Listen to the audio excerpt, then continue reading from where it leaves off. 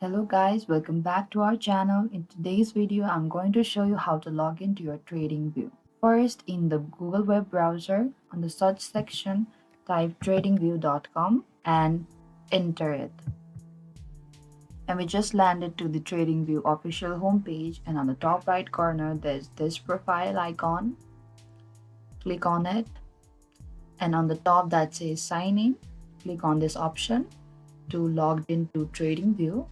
And here we could see just right here, there are a lot of options from Google, Facebook, and Twitter, Yahoo, Apple, and also LinkedIn. So you can also sign in from these other options as well. And you can type your mail and also your password.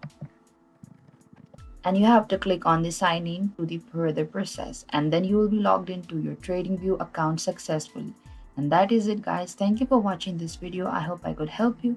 Don't forget to like, subscribe, and hit the bell notification icon for more upcoming uploads.